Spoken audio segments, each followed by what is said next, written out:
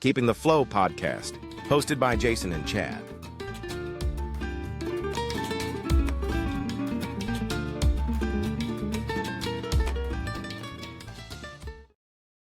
Well, welcome back. Here we are again, Chad. Another episode. We're getting ready to start and record. Yeah.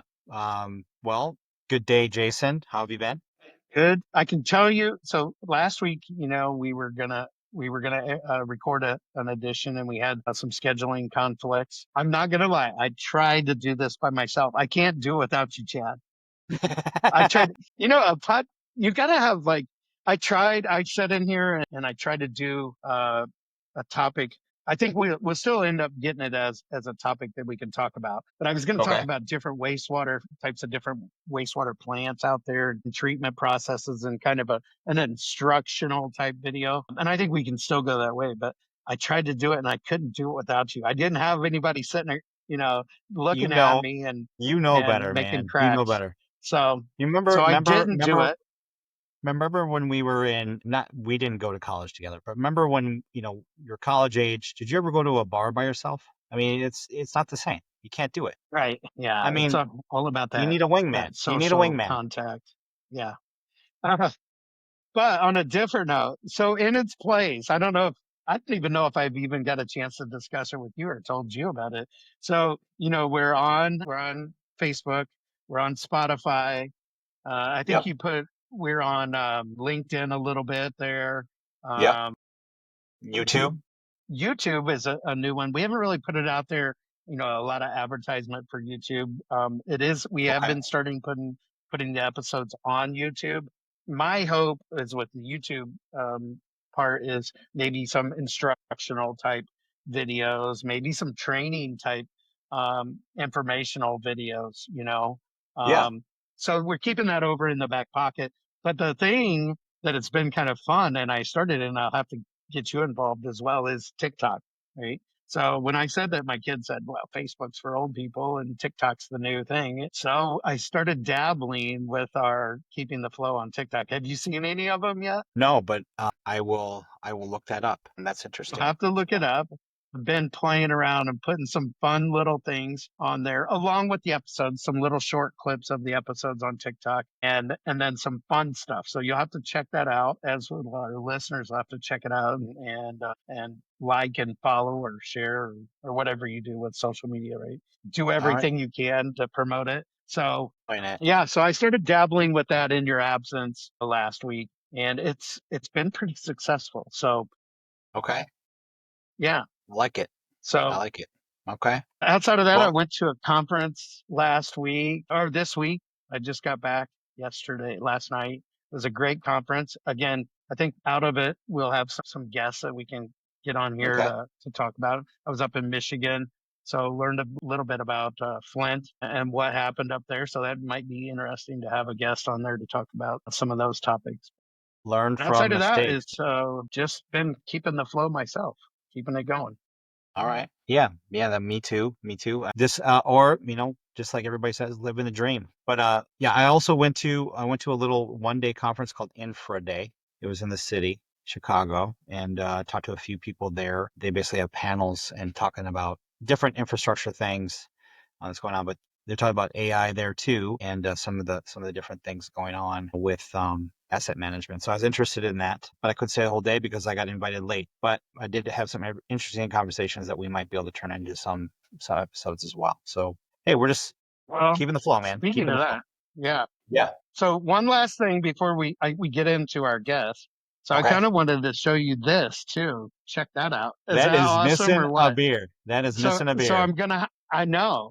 I'm gonna have to get you some of these, and we're gonna have to get some people to fill them up with beer. So this is that there takes you to our Facebook account. But yeah, so this is some of our merch that we'll be getting out to you to hand out, and so yeah, we're looking at maybe some shirts and hats too eventually. But it's a slow process. We're old and we both have our own jobs, and so it's been fun so far.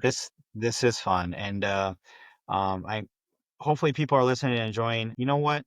I'm gonna throw a challenge out there. I want people to start commenting on anything. Are we doing a good job? Do we suck? Are people interested in what we have to say? What topics should we cover? I mean, if people are listening, right? We have a bunch of followers on Facebook. We have some followers on LinkedIn. LinkedIn's a chasm. I don't know how to crack that one yet, but I mean, come on. I mean, I don't see any comments. I don't see anybody engaging. Hey, throw it out there. Comment on Jason's shirt at least. He wore a new shirt today. Different one. Yeah. Yeah. I So don't you know. ready to get into this? I am. Looks like we got a good guest today. So, Yeah, Frankie Frankie Giannetti. from IRMA or IRMA is how they say it. So safety and compliance and insurance and I mean, we'll make it as exciting as we can. That's for sure. It's good. All right, let's get into it. Right. Welcome back to Keeping the Flow, our podcast. I'm your host, Jason Upton, and with me today is my co-host, Chad Johnson. And we got a great guest today. Chad, you want to take it away and introduce our guests that we have on the show today? Absolutely. So, Frankie, thank you very much for joining us, and we have some good feedback and feelings about your group and what you're doing in the industry. So, definitely wanted you to come on and just introduce your group, and hopefully we can get some more buzz around it more than you already have. So, Great. so Frankie is a powerhouse behind the loss control and at the Environmental Risk Management Agency, or the IRMA, which he serves as a loss control manager. So based out of the Westmont, Illinois headquarters, Frankie leads the charge in helping municipalities and public agencies across northeastern Illinois stay safe, compliant, and prepared, especially when it comes to OSHA regulations, which is a very good topic to talk about when you talk about safety, right? With her deep expertise as a certified safety professional, Frankie is IRMA's go-to OSHA guru. With her, whether she's conducting on-site inspections, hosting hands-on safety trainings, or drafting policies to keep public sector workers protected, she brings clarity, confidence, and a sharp strategic edge to every situation. Frankie doesn't just preach safety, she builds cultures around it.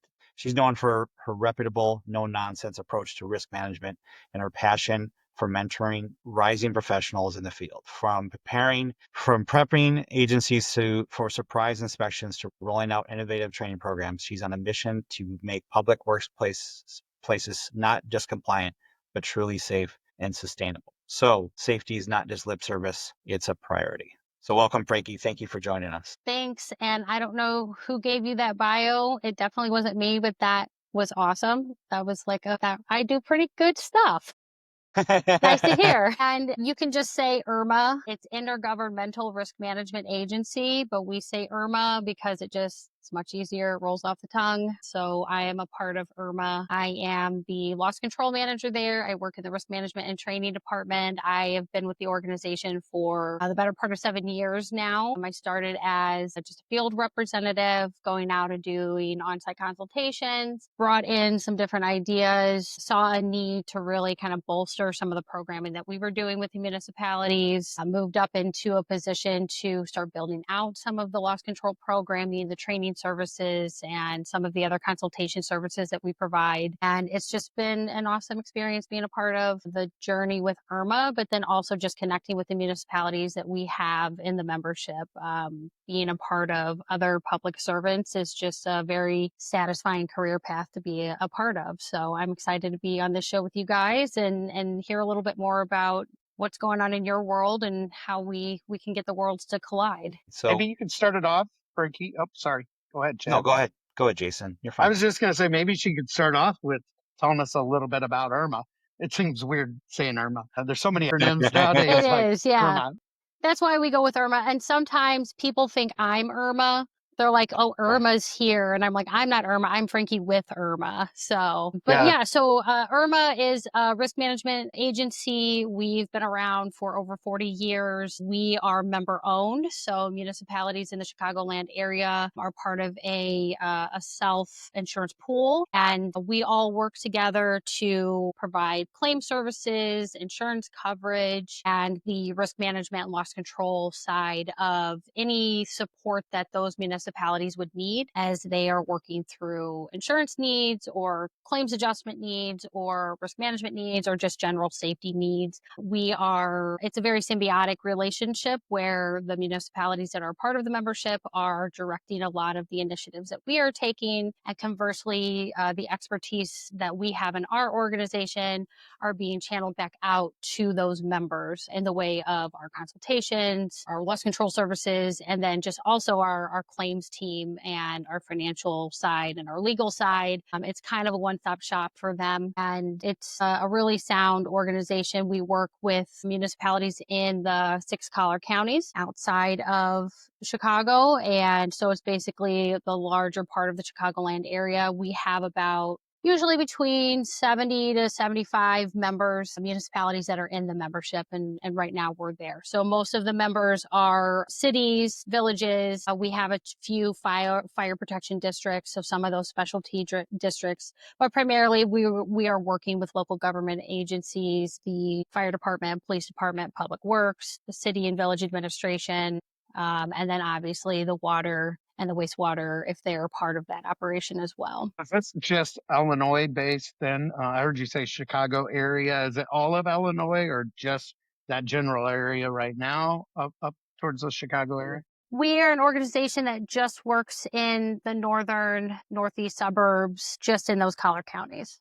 So what makes you different than like, your run of the mill insurance providers? You're different, correct? Correct. So we are not a for-profit insurance agency. So we are a nonprofit. We are a pseudo-government agency. And so we are managing some of the money flowing in. We're managing the claims. We're finding insurance coverage, and then we're providing those services. So we do have an entire financial department and legal department, and our executive director, Margot Ely. They are really the best people to talk to about how our operation is so successful and how municipalities become a part of the membership. But what I can tell you is that we are different than regular insurance in that we are not a for-profit organization. So as we are getting funding from the members, we're doing our best to use what we can and then give that back to the members if there's excess.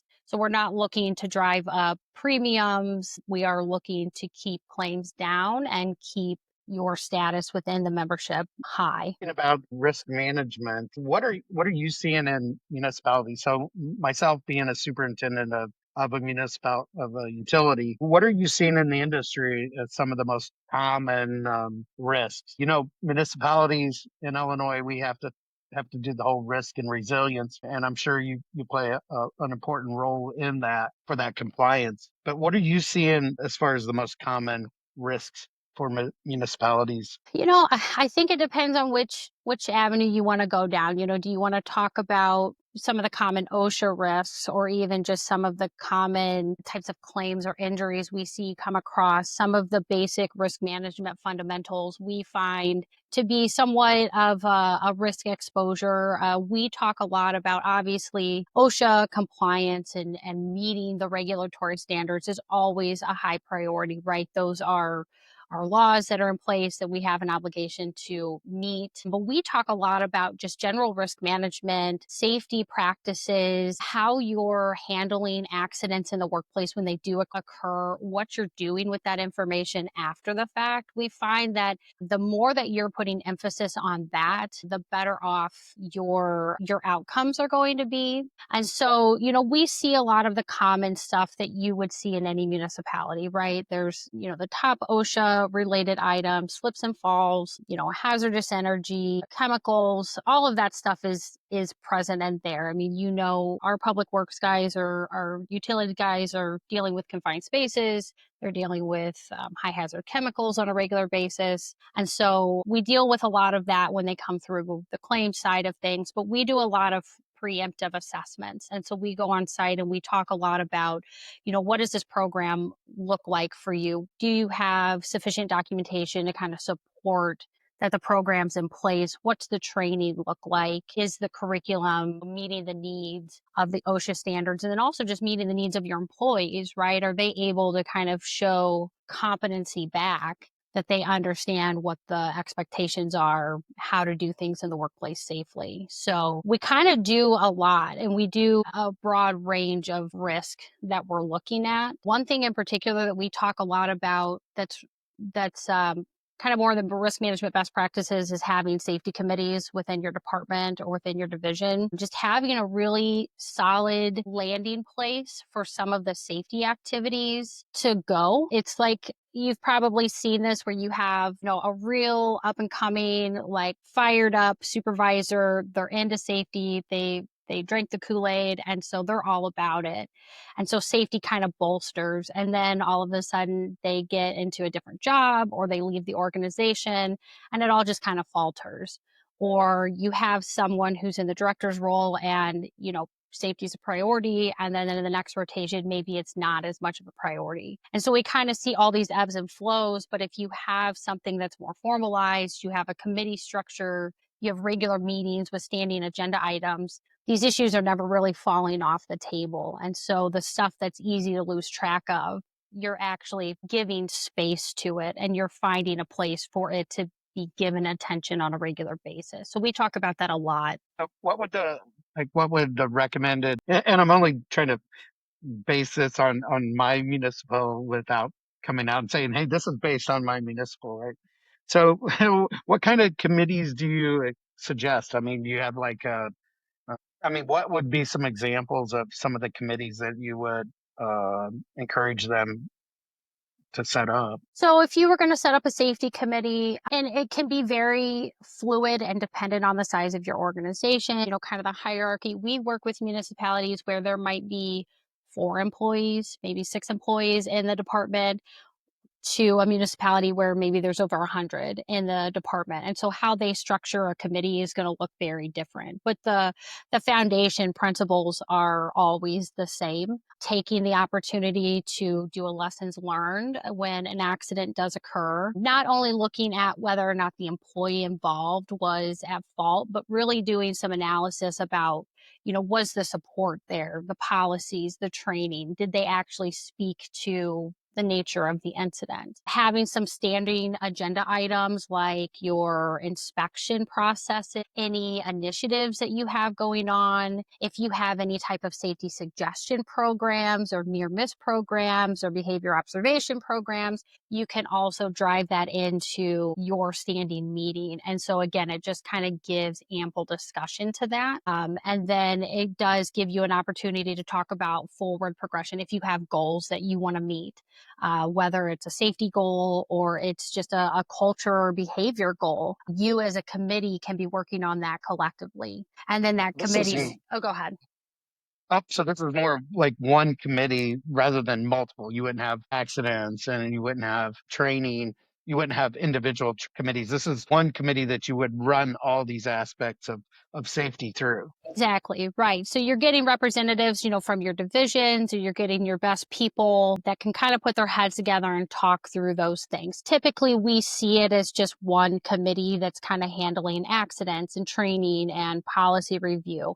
I wouldn't be against something like that. If you have, a smaller outset of people that really like to do research and are interested in looking at policies in particular, the whole crux of it is just, are we actively continuing to push the efforts of safety in the organization? And how we're setting up that structure, again, can be very dependent on the organization, but just being able to show evidence of that is very important, even from an OSHA standpoint, because a lot of times when we see inspectors come out, depending on the nature of their investigation, they're often asking for the related policies. They want to see the training curriculum, but oftentimes they want to see supporting evidence that the supervisors on site were enforcing those things, or that they were not ignoring or allowing their employees to bypass safety issues. And so where you annotate those things can also be important. Maybe you could touch on a little bit too, like who would the folks be on this committee? I mean, if you're a union, you'd probably want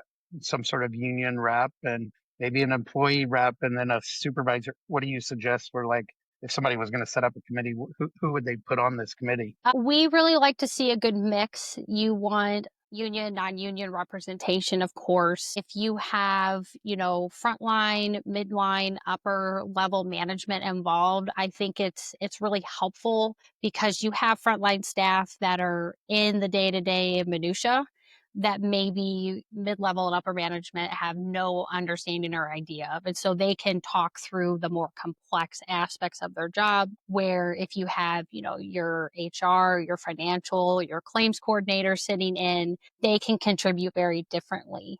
We like to see a mix of both, and then also just having a solid rotation of that front and midline staff to be involved as well, because running a lot of safety committees over the years, what I've seen is if you have a solid group and the management are very bought into it, those frontline employees, they go back and talk. They go talk to their coworkers, and they kind of spread that message of, if you have a safety issue, go talk to your committee. Like, they're interested, they'll actually respond to you. And you don't always have to have the same people, keeping who's involved fresh is always helpful to keep the ideas going. And also, sometimes the biggest apprehension is like, oh my gosh, I don't need another committee to be sitting on. I'm the finance director. I already have, 5 or 6 that I'm on. They may be an as needed, I need to bring you in because we're talking about purchasing a new piece of equipment and we need to talk to you about it. Or I need to pull in this supervisor because the accident we're talking about is specific to their world and we need some information. And so keeping it dynamic can be helpful too. So Frankie, do you help set these committees up? Is that your primary focus with the committees, or is it something that's supplementary, give them information or whatever? Or do you go in and actually physically start setting up the committees within the municipality? Well, how does that work? So we'll do both. We have a bank of resources, sample policy, sample committee, meeting format. We provide all of that. So if you want to start running it independently, you have a couple of people involved, you can do that on your own. We do a lot of consultations on this as well, where we'll come in and we'll help you get started with establishing a safety committee. Sometimes the committee is maybe running, but it's fallen off a little bit. And so sometimes they like to bring me in to just kind of revive or help clarify the direction of the committee. But we do a lot of hands-on with that. We're definitely interested in helping you get it started if you're not sure where to start. So if my municipal says, hey, I give you a call and say, hey, Frankie, we're interested in what you guys do, what would be the first steps? An assessment? How would you handle somebody coming in and saying, hey, help us out? Like if one of our members were interested in, we need some help with the safety committee. Yeah. Okay. Is that what you're asking? With the help with the safety or identifying safety issues. You help with identifying problems within a municipality too? We do, yeah. So kind of getting away from that, we do a lot of document reviews and a lot of facility walkthroughs. So we will also spend some time going through your specific programming. A lot of the OSHA programming we will look at. So we may ask for your fall protection policy. We would like to see your fall protection equipment. And then we just start evaluating that based on what we know about the OSHA standard requirements, what we know about the industry, and we just work through trying to close those gaps for that municipality. I bet you could spend days and days and days talking about OSHA in every city, because I guarantee you nobody's following everything that OSHA requires, right? It's one of those things that I think we will be gainfully employed until we're ready to call it quits, right? I mean, the OSHA questions inevitably just keep coming. So, but what's don't call anybody out. I'm not asking you to do that. But give me an example of like the most egregious violation you've seen. Man, gosh. The most egregious. That's a tough one because if I say anyone, they're going to know who I'm talking about. You know what I mean? So, I want to be kind. I can tell you in some of our past, things like just simple things like outlet covers, slip hazards if there's water on the floor, microwave plugins and what's plugged into where. Yeah. Make sure, if you have microwaves out in the shop and you've got them on those strip plugins are kind all of right. Well, I guess if we're spilling tea, I would say I've gone into some fleet bays where I can't it's like a hoarder's episode, right? Where it's like you walk in the bay and there's just one path and there's just nothing but chemicals and like buckets of oil. And you're just kind of like, okay, I don't even know where to start here. Yeah, But, that's pretty. Yeah. those are a little bit scary. We have some conversations about housekeeping, but yeah, I mean, I think some of the biggest concerns we see is just when again, because we look a lot at programming, it's very reflective of what the operation's doing. So if we look at your confined space program and you can't provide any canceled permits for us, that raises alarms. If we're asking the public works director, do you ever go out and verify that when your staff are doing an excavation that they're putting the trench box in before they start the work? And, a lot of times they can't. And so that stuff gives us cause for concern, because a lot of times we're not out there when it's happening. They're the eyes and ears, right? We are reflexive to when the claim comes in or they're calling us. And so that stuff can definitely be a little bit concerning. Back in a former life, I was doing some underground work, tapping water mains and things like that. And we showed up to a suspect hole that we really didn't want to get into, but it really wasn't that deep, but it was deep enough to be like, but it was really sandy soil, no trench box. And a tap only takes, this is how every safety story starts, right? It's only going to take Yeah. a couple minutes, right? So we get all buttoned up and start to make the tap, and the vibration from the tapping machine cutting into the water main, half the bank caved in, and like half my leg was covered. So it was all sandy, and I knew it. I said, but we had to get the job done. It was one of those things. So I was old enough not to be a kid, and old enough to know better. And I was with somebody else. But as soon as that happened and got out of the hole, I said, we're not tapping it today. And the guy went crazy on me. He went absolutely crazy. I said, you can call my boss. Have a good day. So he called my boss, and he thought he thought I was going to get fired or something. I'm like, I'm not doing it. Oh, he's not good, not at all. So he actually hired somebody else to come in and do it. And OSHA got called out to the job site somehow. I heard this a couple of days later. What the guy did was he took 2 hollow core doors from like a bathroom and put those on the sidewalls, and then took a 2x4 to secure it. And he said, it's Sure. good to go. And then the guys come out and talking to the contractor. He jumps in, and they're yelling at him like, you can't do that. And he jumped in the hole. He's like, everything's fine. Just make the tap. He got fined for being in the hole. Wow. I- So you got So it was really lucky. You had good amazing intuition. story. Yeah. So no, we shouldn't have got in the first place, but I was lucky, honestly, because Yeah. you don't know what's going to happen, and it happens in a split second, faster than the job takes. I guarantee that. I think all of What us in this industry go through that, where I could probably come up with several stories of myself that were very unsafe, and where I was unsafe.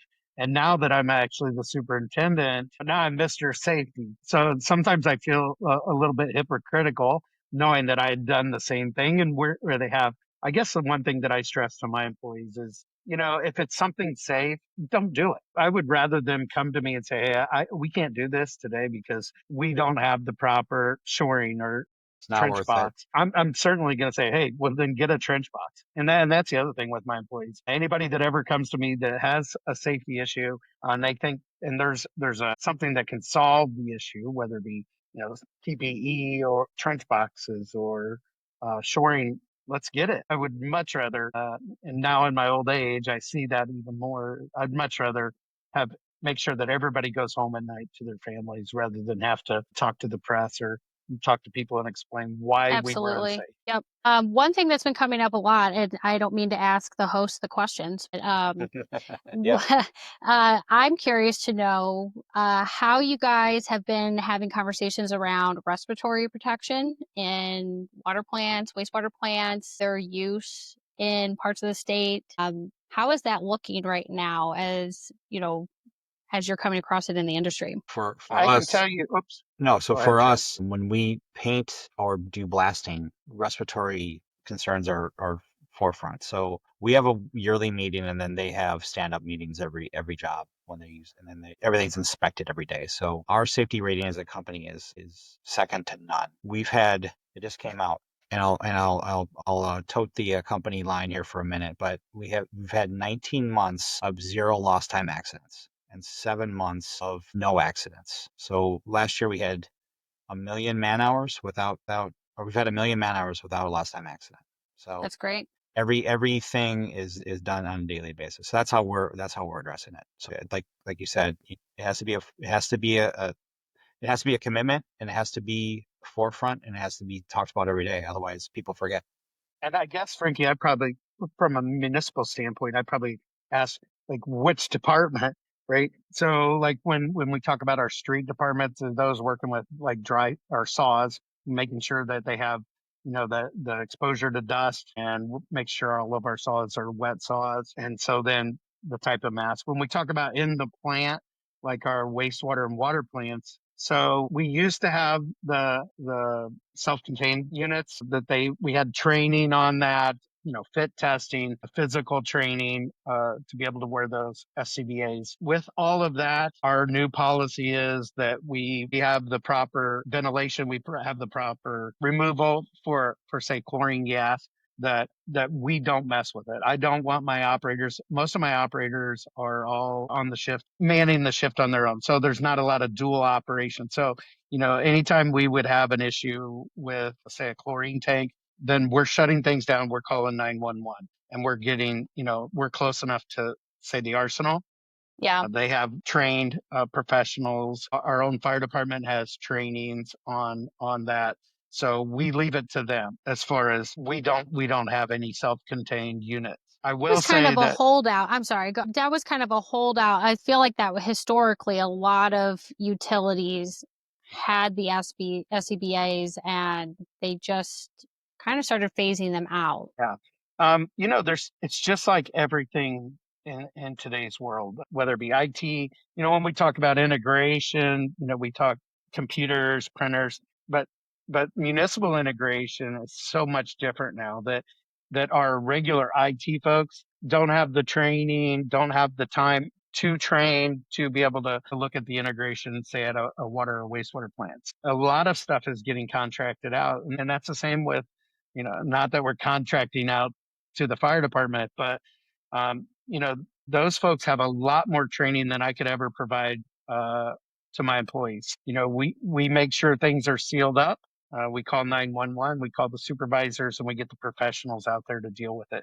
What I started to say is, so we do have what are called escape masks that are available. So when we're changing a tank, or if one of our operators don't feel comfortable, and that goes back to that issue when I say, hey, if there's something you don't feel safe with, let me know, and let's find a way to make a correction to that. So we had one of the operators, he felt like that maybe it was a little bit unsafe when he was going in there and changing a tank.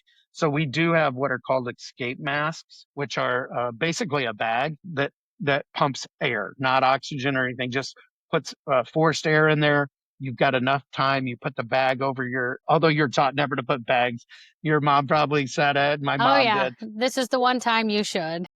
Yeah. So it's just a bag you put over, and it gives you enough time to be able to get out of the room to a safe, outside. So we do have those in our plant. One little tip on that, the last ocean inspection that we did have, you want to make sure that those are still inspected with your routine inspections. So just like you would, say, a fire extinguishers in your plants or in your buildings, you're going to want to make sure that somebody's signing off that those were checked, that they were full. It's kind of hard to check the operation, right? Unless you pull the pin. Yeah. But make sure that everything looks like it should operate. You have to add those to that same list. So they have to have a monthly check on the air tank that's provided with the bag. Again, that was one of those little things that, I thought, hey, we got a bag. We ordered off of Blue Book or whatever, whoever your provider is. Yeah. Not a plug for Blue Book, and we had it available. Yes, you should also make sure that is getting inspected, just like some of the other equipment around your building. And then the other part to the mask, which in my opinion, I was a little bit taken aback during COVID, just because of, we had specific rules, and you probably saw this too. We had specific rules in utilities, and then COVID came along, and it's like, here, wear an N95. Here, wear this respirator. Here, wear this. It's like, what happened to the rules that we had governing, masks? You So those mean kind of, with masking protocols for COVID? yeah, they kind of didn't follow rules, and we had masks that were, people were wearing with the valves in them, and that's supposed to be you're supposed to have a little bit of additional training with those rather than just your dust mask, right? Right. Yeah. So COVID just really flipped things on its head, right? And, when we were going through that, I'm almost embarrassed to say, but at IRMA, I became what they started calling the COVID czar because I was watching the news updates by the governor and like every day at 2 o'clock, I'm walking in place because I can't get out of my house and I'm just checking the updates. But what we were finding was because there was such a shortage of the masks for the medical, for true, risk operations, that they were kind of scaling back and giving some leniency on the respirator use. And I was exactly the same when I walked into the first grocery store and the woman at the checkout line has an N95 on. I'm like, you need to be fit tested for that. It's not doing anything and all of that. But I do know that they were giving a lot of grace to what you were wearing kind of out in the general public or just for COVID protection because it was just really hard to get supply. So we kind of touched on it now, speaking of masks, and maybe you can talk a little bit about training and support. What types of different training can you support, or do you offer trainings, or do you facilitate trainings, or how does that work? We do. We offer quite a few trainings. We do a lot of annual refresher trainings on pretty much the laundry list of topics that a public works primarily would be confronted with. We do your standard lack of tag out and confined space training, and we do some other things like vehicle backing, or if you have a utility vehicle, we do forklift training. We do certify flaggers in the department. We have instructors on staff. We do other things like accident investigation, root cause analysis, some of those other kind of non-OSHA related things. We also offer some specialty programming. So in addition to some of those more annual requirements, we also work with third-party vendors. So we've partnered with Construction Safety Council quite a bit for some of those OSHA numbered classes on fall protection and things like that. We also work with a third-party contractor who will also come out and do confined space inventories. So if you don't have a complete program yet and you need to take stock of where those confined spaces are in your organization, he'll come out and just assist indexing all of that, defining whether they're permit or non-permit. He'll look at your tripods and all of your equipment and just ensure that it's satisfactory for the work that you're doing. So we do quite a bit of training like that. We do come out on site and we do virtual as well. And that's what I was going to say. Is it on site or virtual? And the other question would be like, how does a municipal determine what training they need? Is there like some sort of rule of thumb as far as, or is it just like, there's so much training out there. I mean, we could train every day and there could be training on how to use your office equipment, where does the training, like, what's the rule of thumb? So when should you offer training? I'll get on the soapbox for a minute and say you should be training every day. There's enough training for you to do. There's enough risk in your operation to be training often. I look to our fellow first responder industries. You are designated as first responders. And if we look at the fire service, if we look at the police service, there are so many training mandates and there are so many hours dedicated to training inside their work schedule and inside as part of their regular responsibilities and operation. And for us, it feels like it just becomes less important because we don't have an NFP saying, hey, you got to give us the list of your training at the end of the year. Or we don't have the state saying, hey, all your officers need to be compliant with this mandate by such date. What we're relying on is OSHA, which is a mandate, but they're not asking us to provide that. We're just waiting for them to show up, and we're hoping that they don't ask for the one that we didn't get to this year. And so, my belief is that one of the biggest things that we can work on is advocacy for our departments to have training time and training dedicated safety professionals that are working either for or within the departments to help support that. Because when you look at the list, I mean, OSHA has a pamphlet that lists all of the training requirements. It's indexed everything out of the general industry standards. Anything that says you must do this training and you must do it in this frequency, it's indexed in that pamphlet. So it's up to us to really look at our work, our operations, and kind of do an analysis of, does this apply? Obviously, if you don't have any forklifts in your shop, you're not worried about the forklift certification, right? But if you're doing chlorine exchanges and you are doing things that require respirators or N95 masks, then that respiratory program is going to kick in. And so what I talk about a lot is you really need to sit down and look at what you do, where your risk is at, and how often you need to train. Because some of the OSHA standards say you got to train every year. Forklifts, you got to train every 3 years. Flaggers, you got to get recertified every 3. Some of them, it just has specific triggers. When you introduce a new piece of equipment, when you have a change in job procedures, when someone messes up and you got to do retraining. I don't think that lends itself to equipping employees and giving them the proper information and making them safe-minded, especially if you have a new employee coming in. I feel like there's been so much shift in this industry where we're losing a lot of longer standing employees and we're bringing in a lot of people that aren't as experienced in the field. And so giving them just a once training and you're done because OSHA says we don't have to do it is just a real big miss. So the short answer is it depends on what you do. And the long answer is training should just be a very regular component of the day. Yeah. And I totally get it. But as a supervisor or as a superintendent and as a supervisor too, my supervisors, we're a little bit different, even though we're first responders. I feel that utilities are a wee bit different in the fact that we're more reactive. A lot of times well, neither does fire or police, but we've got something going with all of our different departments every day. So it's hard to get folks to say, you know what? I need an hour at 7:00 on Wednesday. That's, when we're going to do training. Well, no, sure suit. And I set that Wednesday at 7:00. And then guess what? We have one of those things that we don't talk about that blows water up in the street, or we have, a huge rain that our guys are pulling leaves out of drains to keep houses from flooding, or, that's the thing with public works. It's hard to get the training in, and not that that's an excuse, but it becomes difficult to get all of your departments to come together for training. Yeah.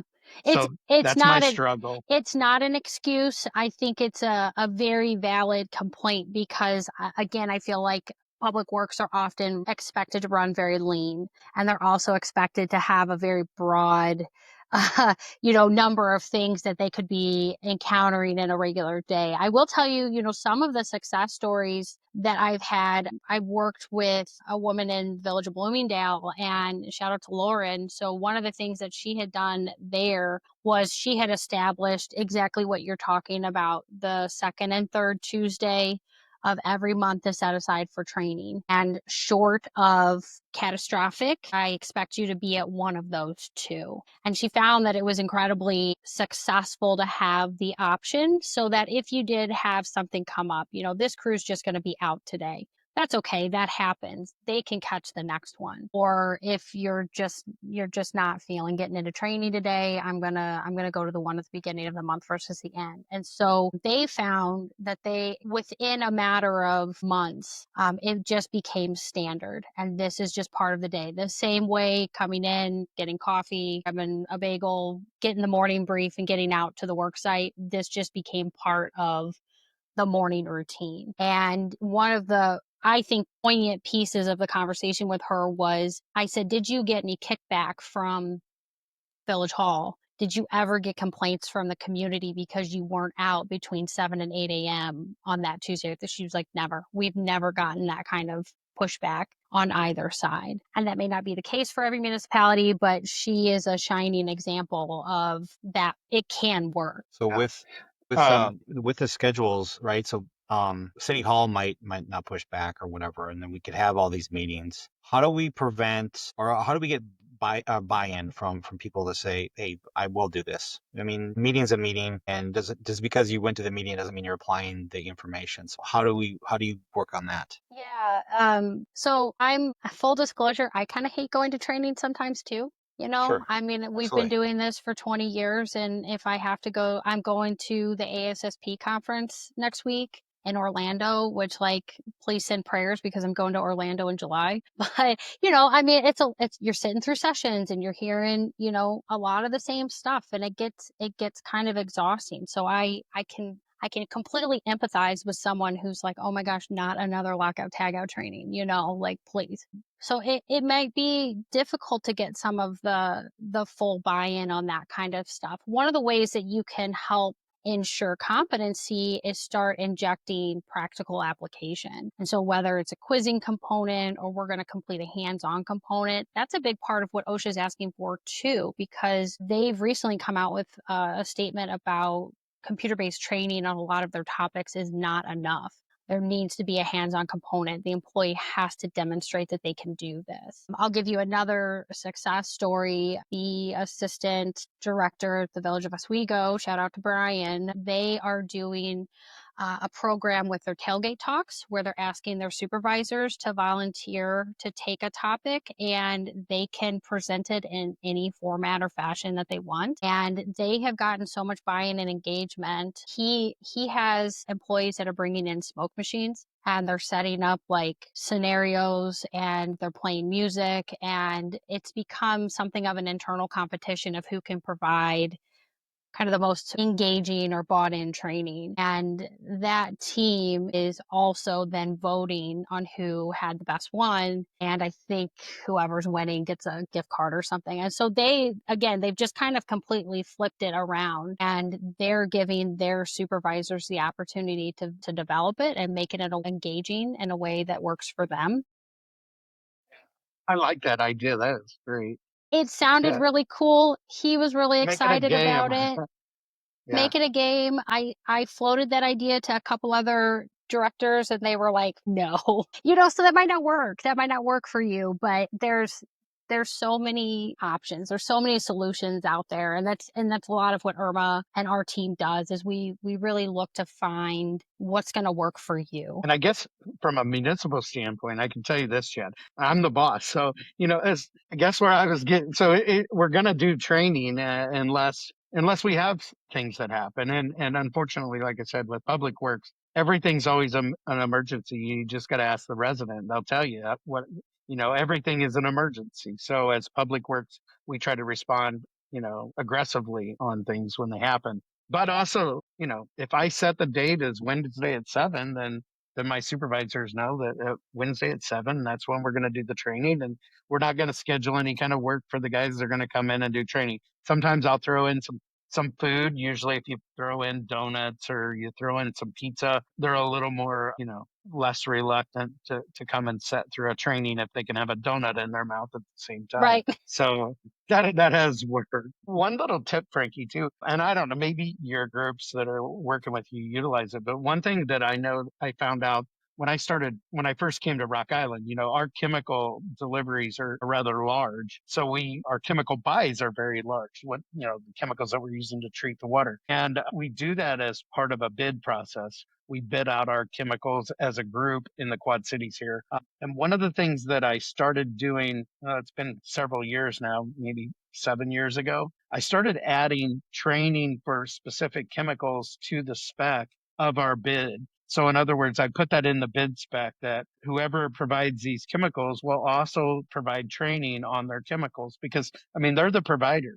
They should know more about their chemical than anyone else. So they should provide the training. And that has worked out great for us with our operations. If you're going to sell us the product, then you need to be able to train us on your product as well. So that's been key. Have you got any surprises from that, Jason?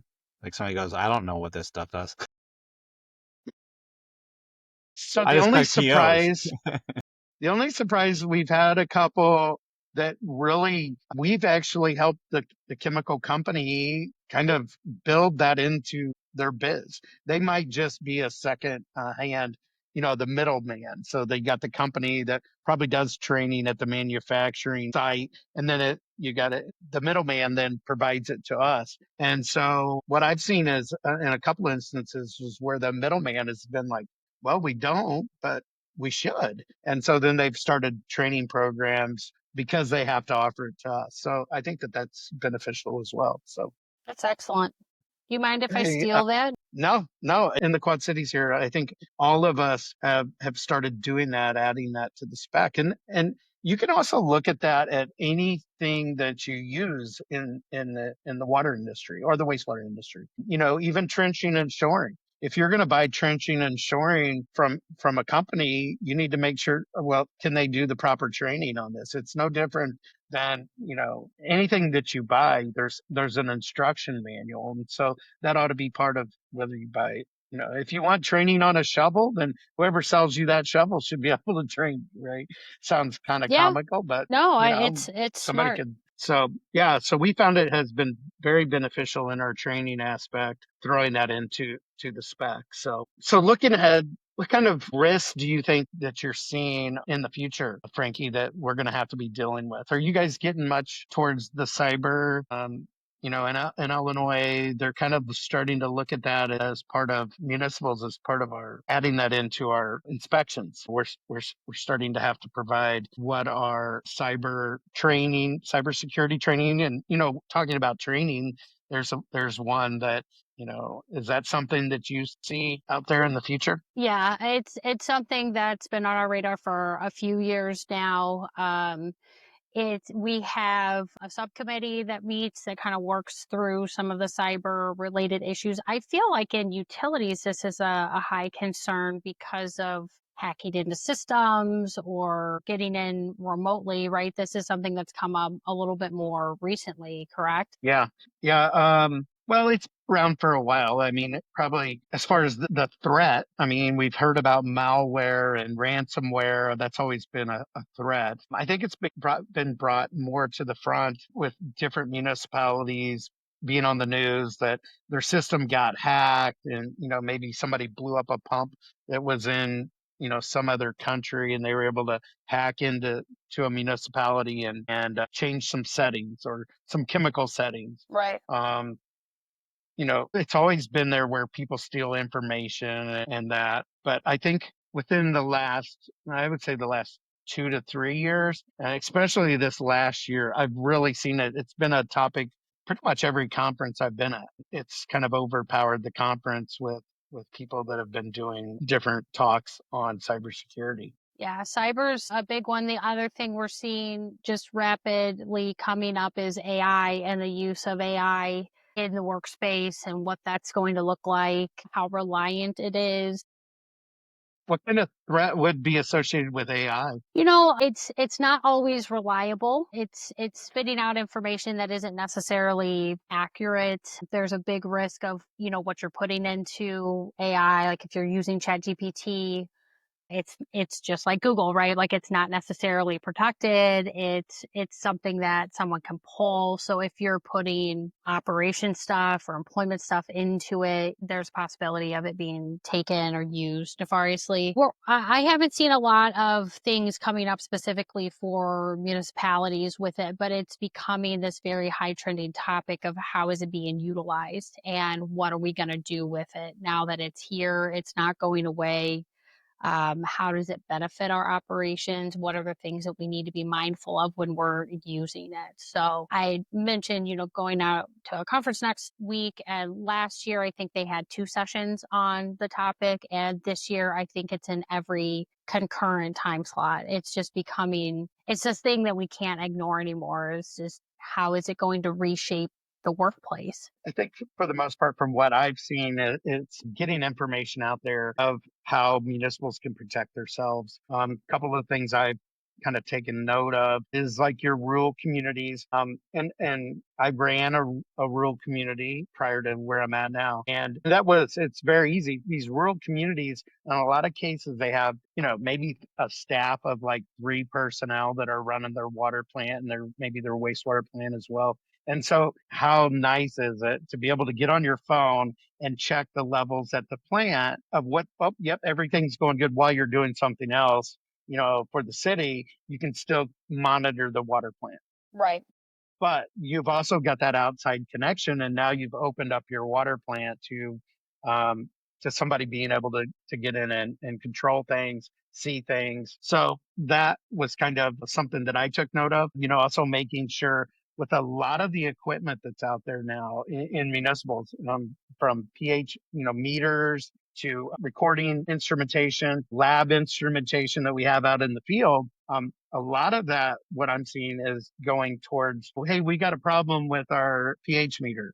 Well, sure, we'll dial in and see what's wrong with it, And so then they connect to our pH meter, which is in our plant, and they tell us what's wrong with it. In a lot of cases, that pH meter's constantly talking to them. In Right. some cases, not ours. Right. Not ours. I'm not to that point yet, but it's out there where it can constantly be sending this data back to the manufacturer. And they're using that data to better their product. I get it, but it's also that outside connection that's now in your plant. So some of those things, I did not a conference, I did a training session, last week, I think it was, where they talked a little bit about cybersecurity. And, one of the things I had to have them explain, I mean, here I'm 50 years old. I didn't really know what ransomware was. I've heard it. I've seen it. On my own personal computers, ransomware. Yeah.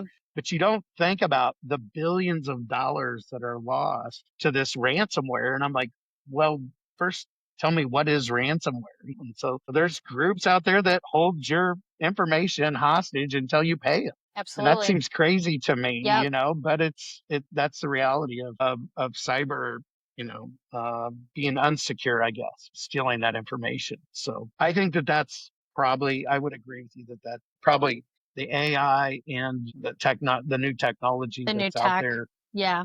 with cybersecurity is definitely something that will be on the forefront of risk and resilience. I mean, I'm already seeing that that's part of our risk and resilience, right? Is cyber. So, are you guys looking at doing things in training or anything towards cybersecurity? We do a little bit. And again, I would refer to our committee that's working on this and our legal director who's handling a lot of the cyber. We're very cognizant that it is a real issue. And we're also very cognizant that there are subject matter experts out there that are better equipped to help us and with the training and the support. And so we work with a vendor called KnowBe4, and they have been really helpful. Our company actually utilizes it, and they send employees testing emails all the time. And they are just test emails to see if you will click into a That's ransomware. crazy. It's embarrassing if you get caught, There's training modules that we have to go through on a quarterly basis they explain ransomware and phishing, and they're talking a little bit more about AI in the training modules. And if we do see some of those test emails come through, it's our obligation to report it as, a potential phishing email. And it's actually really helped because it makes you just slow down a little bit. And we've had quite a few legitimate, this is not from the person that it says it's from, their account got hacked, and then they were able to get in and get an email out to us. And before any of our employees clicked it, we're kind of all on the same page now, where I'm sending a Teams message like, did you get this from Jerry? I haven't talked to Jerry in 3 weeks. I'm not doing anything with him. This seems weird. And so we're all kind of confirming it before we're just like, well, maybe Jerry needs something, let's just see what it is. And it's shifted, I think, especially like you were mentioning, I'm not very tech savvy. Some of our other employees are even less tech savvy. And so you're not thinking about that stuff, but the training modules and the testing emails that KnowBe4 provides, they've really bolstered just the protection. The best protection we have is training the employees to not click on things. So they've been great. They've been great to work with. No, I know that if someone emails you and says that their long lost cousin has a bank account and they can't access it and they need your information to do it, that's a scam. Yeah. And that's the thing with I got AI burned so many times. Dang. The thing with AI is they're able to mimic your voice and get on a phone call and call you and say, I'm Frankie and I need the account number or whatever, and they're pulling it off, you know. And I can even tell you, even as far as this, I'm real. I'm a real person. My beard changes every time we do an episode, as does my shirt. But there's even the capability on some of these platforms. I mean, technically, we wouldn't even have to conduct this interview. You know, we could put it up there, and it would be our, which is scary. Yeah. And the whole phishing thing. I didn't even know what fishing was, except for throwing a reel out with a worm on it and trying to catch a fish. And that's really what they're trying to do. That's the reason why it's called fishing. They throw the bait out there, and That's then you right. bite on the bait, and now they've got you hooked. Yep. So, Frankie, this has been great. I would love to have you back on the show again, I'd love to because be back. we kind of just touched on some of these things everything that you guys do. We kind of touched a little bit on everything, but it'd be nice to get back into the weeds on some of these safety things and what different municipals can be doing and what they should be looking for, how they can set up things like committees and making sure everybody's safe and understanding the risks that are involved. So yeah, thanks. Yeah. Thanks so much for doing this. No, And spread the word too. that hour flew by. I mean, that was, It did. I mean, Yeah, that was a we just good touched, you said, chat. let's touch on everything. Well, we We could be here did. another 2 days. And we kind of did a little bit, but we just touched on it. We didn't really get into the weeds. And we're just leaving you of it. wanting a little more, right? You're Yeah, going to have to so come back, tune you're in. gonna Yeah, have to they're come going to in. have to watch the next episode Exactly. that we have you on. Again, thank you for doing this. You know, we started this whole podcast thing to try to get information out to operators and people in the municipal industry. But Chad kind of covers the industrial side, dealing with tanks and safety of tanks. I didn't even touch on the fact that that's why our municipality reached out to Chad's group just because of that safety issue. You know, my guys, I don't want them climbing on a tank. Did I climb on tanks? Yeah. Did I do inspections? Yeah, but nowadays there's so much more that can be inspected and part of that whole asset management and manage your assets. And I'm not a professional, so for me to get up there, I can look at it, but I'm not going to be able to detect the things that professionals can. I leave that to the professionals. So, and thank you, Frankie, for being a professional again and being on our show and spread the word about keeping the flow. We're starting to move up in the ranks. We're on Spotify, Facebook. We do have it on YouTube. We haven't really pushed YouTube a whole lot. We're just kind of using that maybe hopefully in the future, maybe some training videos through keeping the flow that we can post on YouTube. So we're kind of keeping all our options open. You know, my own kids were like, Dad, Facebook's for old people. I'm like, well, yeah, no, but that's the age group. We're They're old. like, you need TikTok. You need TikTok. So we started kind of posting some stuff on TikTok too. So I think we're on about every social media network out there, trying to get the word out about different issues that involve So, and then utilities. and then Frankie, how should people get a hold of you to get more information? Yeah, if you want to just reach out to me through email, that's great. I think you have my contact information. I don't know if you want to include it as part of the information on the show. Yeah, we can put it on show notes. Yeah. But yeah, you're welcome to reach out to me through email. I'm happy to answer any questions you have, or if you're interested in membership with IRMA, I can point you to the right people on that. I will be down at IPW Man Conference in October. So if you are heading down that way, or any of the listeners are heading down that way and you see me, definitely come say hi, and love to connect with people in the municipal world. Well, thank you again, Frankie. Thank you. Thank you, guys.